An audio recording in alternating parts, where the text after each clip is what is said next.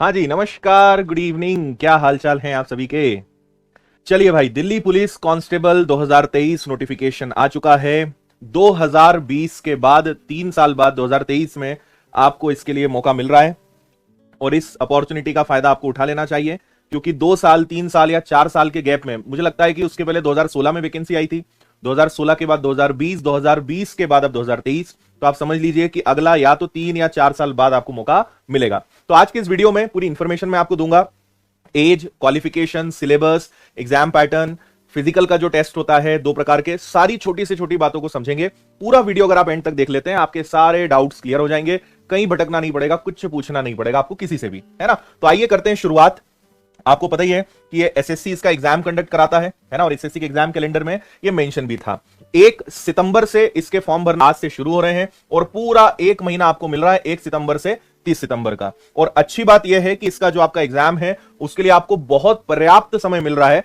दिसंबर 2023 में इसका एग्जाम होने जा रहा है, ठीक है। तो सितंबर, अक्टूबर, नवंबर एंड दिसंबर, ऑलमोस्ट 3.5, 3-3.5 महीने मिल रहे हैं। अगर एकदम जीरो से भी अभी आप थोड़ी शुरुआत कर देते हो और अच्छे से डेडिकेशन के साथ पढ़ाई करते हो, क्योंकि सब्जेक्ट जो है इसमें वो ऐसे हैं कि अगर आप अभी भी थोड़ा ठीक ठाक शुरू कर दो तो काफी अच्छा आप कवर कर सकते हैं, है ना। आगे बढ़ते हैं, इसके बाद बात करते हैं पोस्ट कितनी है। आप यहां पे क्लियर देख सकते हैं, कांस्टेबल जो मेल है, मेल के लिए टोटल 4453, 4453 इतनी वैकेंसी मेल कैंडिडेट्स के लिए निकली है। इसके बाद अगर कांस्टेबल मेल में बात करें, एक सर्विसमैन अदर, तो वो 266 है।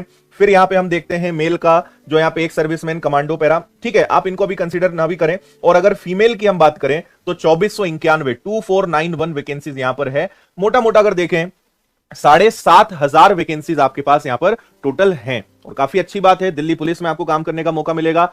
आप लोग पढ़ वही रहे हो, वही चीजों से आपको यहां पे पेपर देने जाना है। तो मेरा सजेशन है कि हर स्टूडेंट को इसका फॉर्म भरना चाहिए अगर पुलिस में आपको जाना है तो, चाहे आप किसी भी राज्य के हो, क्योंकि किसी भी राज्य के विद्यार्थी जो इसका फॉर्म भर सकते हैं, है ना। और इवन ऐसा भी नहीं है कि अगर आप अपने राज्य में हैं और दूसरे राज्य में जाएंगे तो आप जनरल में कंसीडर होंगे। अगर सेंट्रल का आपने सर्टिफिकेट बना लिया तो जो कास्ट आपकी अपनी राज्य की है, अगर आप अपने राज्य में एससी, एसटी, ओबीसी से हैं तो आपको यहां पर भी वही रिजर्वेशन के बेनिफिट्स मिलेंगे। सेंट्रल का आपको जो सर्टिफिकेट बनवा लेना है ना। तो अदर स्टेट के बच्चे भी फॉर्म भर सकते हैं और अपनी स्टेट का ही जो कास्ट है, जो जाति है, उसका बेनिफिट आपको यहां पर मिलेगा, ठीक है। तो टोटल 7,500 के आसपास वैकेंसीज इसमें है, मेल और फीमेल मिलाकर, है ना। सैलरी कितनी होती है तो मान के चलिए इसकी सैलरी स्टार्टिंग में लगभग 24-25 हजार के आसपास होती है। हमारी एज की बात करते हैं, मिनिमम एज 18 है, मैक्सिमम एज 25 ईयर से 18 से कम उम्र नहीं होनी चाहिए, 25 से ज्यादा नहीं होनी चाहिए। लेकिन कैटेगरी वाइज आपको रिलैक्सेशन यहां पर मिल रहा है।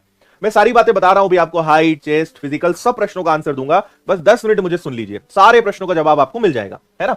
अब यहां पर देखिए, अगर आप एससी एसटी कैटेगरी से हैं तो 5 साल, इसमें आप 5 साल और जोड़ लीजिए, है ना। अगर आप ओबीसी से हैं तो इसमें आप 3 साल और जोड़ लीजिए। अगर आप स्पोर्ट्स पर्सन हैं तो 5 इयर्स का यहां पे रिलैक्सेशन है, लेकिन कंडीशन से भाई इसको देख लेना। डिसेबल जो हमारे दिव्यांग विद्यार्थी हैं, बच्चे हैं, उनके लिए भी यहां पे एक्स्ट्रा है, एक सर्विसमैन, तो यहां पे आप थोड़ा सा इसको पढ़ लीजिएगा। विडोज हैं, डाइवर्स्ड विमेन है, उनके लिए 5 इयर्स का यहां पे एक्स्ट्रा है। तो एसी विमेन जो सेल्फ इंडिपेंडेंट है उनके लिए भी मौका है, 5 इयर्स का एज रिलैक्सेशन उन्हें भी यहां पर मिलता है। तो काफी क्लॉज हैं, इसको आप देख लीजिएगा। सारा जो कैलकुलेशन है आप यहां पे देख सकते हैं। 2 जुलाई 1998 से 1 जुलाई 2005 के बीच में आपकी डेट ऑफ बर्थ होना चाहिए एज पर 18 to 25, लेकिन रिलैक्सेशन 5 ईयर 3 इयर्स का है, जो मैंने आपको एक्सप्लेन किया। नाउ एप्लीकेशन फीस क्या है, तो इसकी फीस ओनली 100 रुपीज होती है। एसएससी का जो एक स्टैंडर्ड फॉर्मेट है, बट यह भी आपको पता होना चाहिए कि अगर यहां पर आप विमेन कैंडिडेट्स हैं, किसी भी कास्ट से हो, है ना, एससी एसटी से हो, एक सर्विसमैन हो, तो आपको इसमें कोई फीस पे नहीं करनी है ना। और 30 सितंबर 2023 इसकी लास्ट डेट है, ये ध्यान रखिएगा, है ना। और आपको एसएससी के ऑफिशियल वेबसाइट पे जाकर ही अप्लाई करना है। इसके बाद क्वालिफिकेशन की बात करते हैं, तो भाई इसके लिए क्वालिफिकेशन 12th है, आपका केवल 12वीं 12th कंप्लीट होना चाहिए। उसकी भी एक डेट है जो यहां पे लिखी है, 30 सितंबर, 30 सितंबर 2023 तक अगर आपका 12वीं कंप्लीट हो गया है तो आप दिल्ली पुलिस में कांस्टेबल बन सकते हैं, ठीक है। चलिए आगे बढ़ते हैं, ये वही सारी चीजें लिखी है जो डेट मैंने आपको बताया है।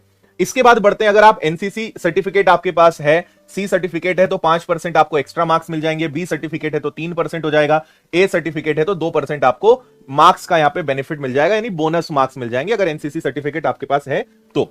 अब हम बहुत इंपॉर्टेंट बात करते हैं कि स्कीम ऑफ एग्जामिनेशन। अब देखिए इसमें मेन खेल किस बात का है, 1.5 घंटा आपको मिलेगा, यानी 90 मिनट आपको इसमें मिलने हैं। और इन 90 मिनट में आपके कितने क्वेश्चंस होंगे, 50 क्वेश्चन ये हो गए, ठीक है, और 25 ये, यानी टोटल आपके 100 क्वेश्चंस हो गए। 100 क्वेश्चंस है, 100 मार्क्स का ही पेपर है, 1.5 घंटे का समय आपको मिलेगा, जो कि मोर देन इनफ है। रीजन बीइंग 50% क्वेश्चन केवल जनरल नॉलेज करंट अफेयर से आने हैं, यानी जीके का करंट अफेयर्स का काफी रोल है। स्टैटिक जीके हो, करंट अफेयर्स हो, जनरल नॉलेज हो, हिस्ट्री, ज्योग्राफी, पॉलिटी, इन सब से प्रश्न आपके पूछे जाएंगे 50 क्वेश्चन, 1 मार्क 1 क्वेश्चन। इसके बाद रीजनिंग जिसके केवल 25 क्वेश्चन पूछे जाएंगे। एक अच्छा, इंग्लिश इसमें आती नहीं है, इंग्लिश से अगर आपको डर लगता है तो बहुत अच्छा मौका है, इंग्लिश है ही नहीं। मैथ्स से डर लगता है, बहुत अच्छा मौका है, मैथ्स के बहुत कम प्रश्न हैं, ओनली 15, केवल 15 क्वेश्चंस हैं। इसके बाद अगर आपको कंप्यूटर की बात करें तो कंप्यूटर के 10 क्वेश्चंस हैं, है ना। अब ये अच्छा है कि बुरा है, ये तो आप मुझे बताना, कमेंट में बताना कि मैथ्स रीजनिंग के सवाल कम आना अच्छा है या बुरा, है ना। एक और रीजन होता है, मैथ्स रीजनिंग ज्यादा आने से फायदा ये होता है कि बन जाता है, क्योंकि जीके का कोई अंत नहीं है, जीके तो कितना सारा है जो पढ़ना होता है, बट ठीक है, ये इसका सिलेबस है। तो जीके, रीजनिंग, मैथ्स और कंप्यूटर 50 क्वेश्चन, 25, 15, 10, 100 क्वेश्चन, 90 मिनट का आपके पास समय रहेगा। और एक बात और बता दूं कि यहाँ पे नेगेटिव मार्किंग भी रहने वाली है, और नेगेटिव मार्किंग कितने की होनी है, 0.25 यानी 1/4। 4 गलत प्रश्न होने पे 1 सही कटेगा, ये ध्यान रखना, है ना। क्वेश्चंस जो है वो 10th लेवल के यहां पे रहेंगे, इन्होंने मेंशन कर दिया है, क्लियर है। आपको मैं जल्दी जल्दी स्क्रीनशॉट दिखा देता हूं। इसकी कंप्लीट पीडीएफ, पूरे नोटिफिकेशन की पीडीएफ हमने अपने टेलीग्राम पे डाल दी है, तो नोटिफिकेशन पूरी पीडीएफ वहां मिल जाएगी, और सारे अपडेट्स भी आपको मिलते रहेंगे, तो वहां पे आप डिटेल में पढ़ सकते हो। फिलहाल आप चाहें तो इसका स्क्रीनशॉट ले सकते हैं कि जनरल अवेयरनेस, करंट अफेयर्स में क्या क्या पढ़ना है, यहां सारा लिखा हुआ है जो मैंने कहा। ये देखिए, history, culture, geography, economy, polity, constitution, सब आएगा, मतलब सब कुछ आपको पढ़ना है। इसके बाद भाई रीजनिंग में क्या क्या है, तो रीजनिंग तो बहुत इजी होता है, सब कुछ वर्बल, नॉन वर्बल रीजनिंग सब कुछ यहां पे रहने वाला है। मैथ्स में क्या क्या आएगा, तो देखिए यहां पे आपको नंबर सिस्टम इन्होंने बोल दिया, होल नंबर्स, डेसिमल, फ्रैक्शंस, है ना, और है ना, एडवांस का बहुत ज्यादा रोल नहीं है। इजी मैथ्स आता है, बहुत कठिन नहीं आता है। बाकी arithmetic, percentage, ratio, profit and loss, CISI, ये सब आएगा। कॉमन चैप्टर्स जो भी हैं वो सारे मिलेंगे। पेपर का लेवल काफी आसान होता है, मैथ्स इजी होता है, एडवांस मैथ्स बहुत कम होता है, अरिथमेटिक ज्यादा होता है, जो आप सब लोगों का ऑलमोस्ट अच्छा होगा।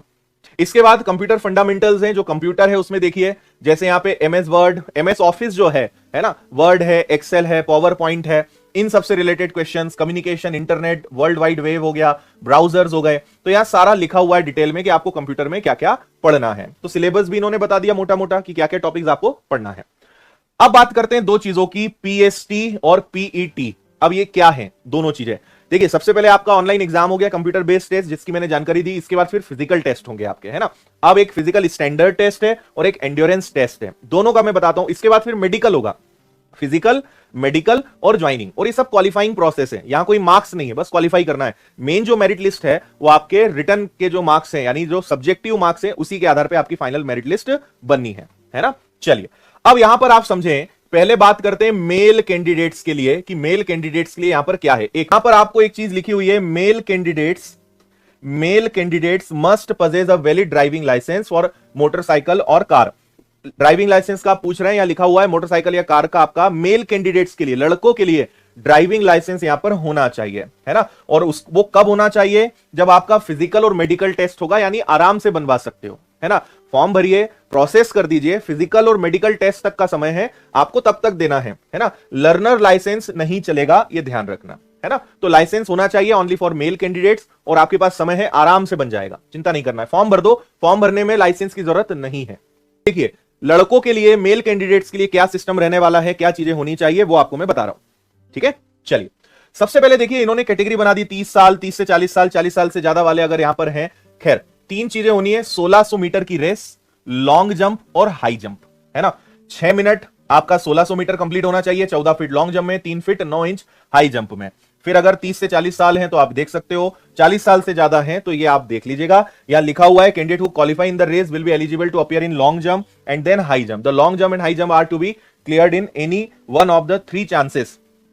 देखिए रेस का एक ही चांस मिलेगा, इनके 3-3 चांस मिलेंगे। पहले रेस होगी, रेस क्लियर करोगे तो ही आगे बढ़ाएंगे, नहीं तो आपको आउट कर देंगे। तो पहले दौड़ को पार करना है। There shall be no appeal against disqualification in race, long jump and high jump, मतलब इसमें आप डिस्क्वालीफाई हो गए, कुछ नहीं हो सकता, है ना। तो यहां पे कोई रिजर्वेशन या कुछ और तरीका नहीं है, आपको इनको क्लियर करना ही है। इसके बाद मेल कैंडिडेट्स के लिए हाइट कितनी होनी चाहिए, तो हाइट होनी चाहिए 170 सेंटीमीटर। इसके अलावा फिर हील एरियाज उनके लिए 5 सेंटीमीटर का यहाँ पे रिलैक्सेशन है ना, और 5 सेंटीमीटर एसटी कैंडिडेट्स के लिए भी यहाँ पे रिलैक्सेशन है।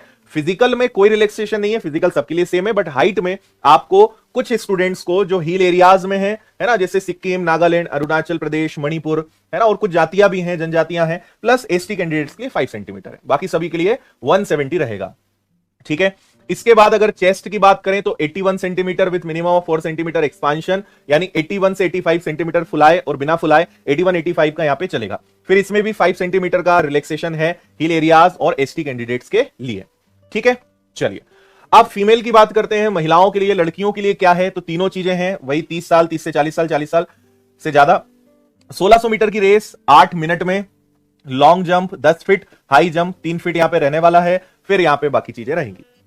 इतना आप समझ गए। और ठीक है, हाइट देखिए लड़कियों के लिए कितनी है, 157 सेंटीमीटर है, प्लस 2 सेंटीमीटर का हील एरियाज पहाड़ी क्षेत्र में रहने वाले, प्लस कुछ विशेष राज्यों के लिए है, 2 सेंटीमीटर एससी और एसटी लड़कियों के लिए, कैंडिडेट्स के लिए भी यहां पर रहने वाला है ना।